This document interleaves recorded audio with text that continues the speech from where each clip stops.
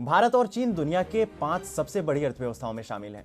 एक ओर जहां चीन की हालत दिन प्रतिदिन बदतर होती जा रही है, वहीं दूसरी ओर भारत हर मामले में चीन को पीछे छोड़ते हुए लगातार आगे बढ़ता जा रहा है। भारत एक तेजी से बढ़ती हुई अर्थव्यवस्था है। प्रधानमंत्री नरेंद्र मोदी के नेतृत्व में भारत अपने लक्ष्य को प्राप्त कर रहा है और नित नई ऊंचाइयों को छू रहा है। स्टार्टअप के मामले में भी भारत काफी आगे निकल चुका है। इसी बीच यह खबर है कि एक वर्ष में सर्वाधिक यूनिकॉर्न निर्मित करने के मामले में भारत ने चीन का रिकॉर्ड तोड़ दिया है। चीन का रिकॉर्ड तोड़ते हुए भारत सबसे ज्यादा यूनिकॉर्न की संख्या वाला विश्व का तीसरा सबसे बड़ा देश बन गया है। नमस्कार, आप देख रहे हैं TFI, जो है भारत का सबसे बड़ा अल्टरनेट न्यूज मीडिया पोर्टल, और मैं अवनीश तिवारी आपको भारत के यूनिकॉर्न उपलब्धि से न सिर्फ अवगत कराऊंगा, बल्कि भारतीय युवाओं के इस गौरवशाली नवउद्यम यात्रा का भी विस्तार पूर्वक परिचय कराऊंगा। तो अविलंब आरंभ करते हैं। प्रारंभिक वर्षों के दौरान विकसित अर्थव्यवस्थाओं में पारंपरिक व्यवसाय का प्रभुत्व था, जो स्थिर गति से बढ़ रहे थे। लेकिन जब से इंटरनेट और स्मार्टफोन लोगों के हाथ में पहुंचा, दुनिया बदल गई। इस अनूठे संयोजन ने व्यवसायों के लिए अवसरों का एक नया मार्ग खोल दिया और विकास के बहुत तेज अवसर प्रदान किए। अब व्यवसायों के पास दुनिया में कहीं भी ग्राहकों तक अभूतपूर्व गति से पहुंचने की क्षमता है। नए युग के उद्यमियों ने ठीक यही किया, ग्राहकों में जरूरत पैदा किया और उन्हें पलक झपकते ही उनके पास पहुंचा दिया।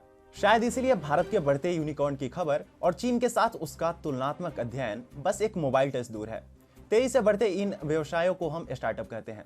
इन्हीं स्टार्टअप्स की वैल्यूएशन जब $1 बिलियन से ऊपर जाती है तब यूनिकॉर्न, और जब $10 बिलियन से ऊपर जाती है तब उसे डीकाकॉर्न कहा जाता है। इस नए जमाने की तकनीकों द्वारा प्रदान की गई गति को समझने के लिए एक उदाहरण देखिए। भारत की सबसे सफल IT कंपनियों में से एक इन्फोसिस को यूनिकॉर्न बनने में 18 साल लगे। हाँ, यह बात 100% सत्य है। इन्फोसिस को यूनिकॉर्न बनने में करीब 2 दशक लगे, लेकिन उड़ान को महज 14 महीने। यूनिकॉर्न शब्द 2013 से पहले मौजूद नहीं था, क्योंकि इतनी बड़ी वैल्यूएशन वाली ज्यादा कंपनियां ही नहीं थी। आने वाले वर्षों में ये स्टार्टअप इन देशों के विकास में और भी बड़ी भूमिका निभाने वाले हैं, क्योंकि इन्हीं के बीच से निकले यूनिकॉर्न देश की आर्थिक शक्ति के स्रोत बनेंगे। संख्या बल के हिसाब से देखें तो चीन दुनिया का सबसे बड़ा स्टार्टअप इकोसिस्टम है, तो वहीं भारत तीसरा। परंतु अगर गुणवत्ता के आधार पर परखें तो भारत का स्टार्टअप पारिस्थितिकी तंत्र के मुकाबले चीन कहीं नहीं टिकता।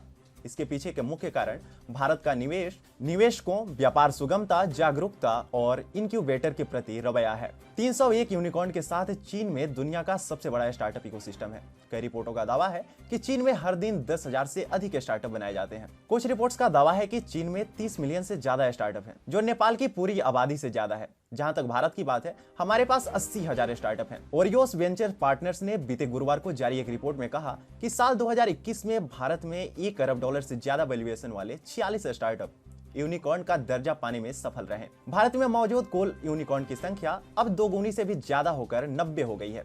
यह हमारे देश के लिए काफी महत्वपूर्ण उपलब्धि है, जहां 2015 के अंत तक देश में केवल 19,000 स्टार्टअप और 8 यूनिकॉर्न थे। रिपोर्ट के मुताबिक अब ये स्टार्टअप न सिर्फ नवोन्मेषी समाधान एवं तकनीकी लेकर आ रहे हैं, बल्कि बड़े पैमाने पर रोजगार भी पैदा कर रहे हैं। वर्ष 2021 के मिड तक भारत में यूनिकॉर्न का दर्जा पाने वाले स्टार्टअप की संख्या 33 थी, जबकि चीन के पास 19।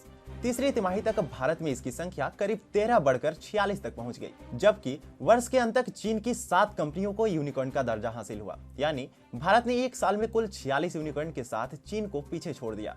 आज के समय में दुनिया का हर 13वां यूनिकॉर्न भारत में पैदा हुआ है। भले ही भारत का स्टार्टअप पारिस्थितिकी तंत्र अभी भी अपनी प्रारंभिक अवस्था में है, पर गुणवत्ता के मामले में चीन से कहीं बेहतर है।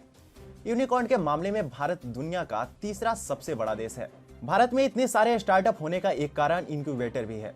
एक इनक्यूबेटर उद्यमियों को अपने स्टार्टअप के शुरुआती चरण में सलाह, बीज वित्त पोषण, कार्यस्थान और प्रशिक्षण जैसी सभी आवश्यक तत्व प्रदान करता है, ताकि वह एक सफल व्यवसाय या यूनिकॉर्न बन सके। क्योंकि 90% स्टार्टअप उचित व्यवसाय मॉडल, सही उत्पाद, सही टीम या फंडिंग की कमी के कारण विफल हो जाते हैं। इसीलिए इनक्यूबेटर यह सुनिश्चित करते हैं कि इन स्टार्टअप के सफल होने की बेहतर संभावना हो। भारत में केवल 520 से अधिक इनक्यूबेटर हैं, जो हर साल लगभग 6200 स्टार्टअप का समर्थन कर सकते हैं।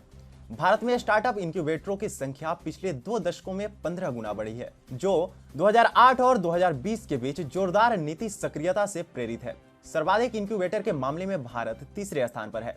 हमारे डिजिटल भुगतान कंपनी पेटीएम का मूल्य 1.25 करोड़ रुपए, नवीनतम एडटेक डेककॉर्न बायजू का मूल्यांकन 78,000 करोड़ रुपए और ओयो का मूल्यांकन 75,000 करोड़ रुपए है। भारत के शीर्ष 3 स्टार्टअप का संयुक्त मूल्यांकन 36.5 अरब डॉलर यानी 2.7 लाख करोड़ रुपए है, जो कि बाईडांस के 75 अरब डॉलर यानी 5.6 लाख करोड़ रुपए के विशाल मूल्यांकन के आधे से भी कम है। परंतु भारत आज भी तेजी से आगे बढ़ रहा है। स्टार्टअप को सफल बनाने के लिए बड़ा निवेश आवश्यक है, परंतु निवेशकों की चीन के स्टार्टअप इकोसिस्टम में रुचि कम होती दिख रही है, जिसने अब परिपक्वता और स्थिरता प्राप्त कर ली है।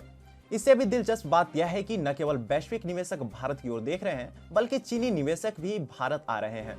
भारतीय स्टार्टअप में निवेश किए गए 14.5 अरब डॉलर में से करीब 4 अरब डॉलर अलीबाबा, टेंसेंट और सुनवेई कैपिटल जैसी चीनी निवेशकों से आए। व्यापार सुगमता यानी ईज ऑफ डूइंग बिजनेस के मामले में 190 देशों में चीन अब 31वें स्थान पर है, तो वहीं 2015 में 142वें स्थान पर काबिज भारत निरंतर सुधार करते हुए इस वर्ष 63वें स्थान पर पहुंच गया है। आज के समय में एक व्यक्ति चीन में केवल 9 दिनों में व्यवसाय शुरू कर सकता है, तो वहीं भारत भी अब सिर्फ 18 दिन लेता है। भारत सरकार इस समय को घटाकर केवल 5 दिन करने के लिए प्रतिबद्ध है, इसलिए हम आने वाले वर्षों में इस दिशा में कुछ और सुधार देखने की उम्मीद कर सकते हैं। निवेश के मामले में भारत द्रुत गति से आगे बढ़ रहा है और यह रिपोर्ट में परिलक्षित होता है।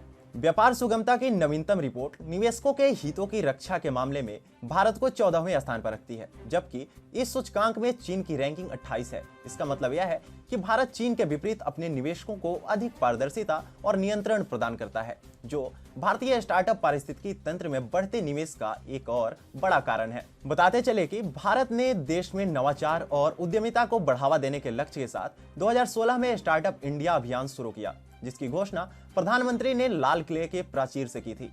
स्टार्टअप इंडिया पहले केवल 4 भारतीय राज्यों में स्टार्टअप नीति थी, लेकिन आज इसकी सफलता को देखते हुए 26 भारतीय राज्य और केंद्र शासित प्रदेशों ने उद्यमिता का समर्थन करने के लिए एक स्टार्टअप नीति तैयार किया है। सरकार ने उभरते स्टार्टअप में निवेश करने के लिए 10,000 करोड़ रुपए फंड भी जारी किया है।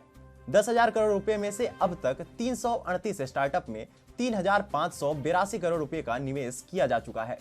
हम भारत और चीन के बीच असमानता को स्पष्ट रूप से देख सकते हैं। चीन में सरकार बड़े पैमाने पर निवेश और राज्य द्वारा संचालित इंक्यूबेटरों के साथ चीन के स्टार्टअप पारिस्थितिकी तंत्र में बहुत बड़ी भूमिका निभाती है, तो भारत का स्टार्टअप पारिस्थितिकी तंत्र अभी भी काफी हद तक निजी निवेशकों द्वारा समर्थित है। यह एक स्वतंत्र व्यवस्था है जिसमें भारत सरकार एक सहयोगी की भूमिका निभाती है, परंतु असली शक्ति की भूमिका में भारत के युवा हैं। सरकार सिर्फ पहल कर सकती है, फंड दे सकती है, लेकिन श्रम करके भारत की आर्थिक सामर्थ्य की स्थापना करना युवाओं के हाथ में ही है।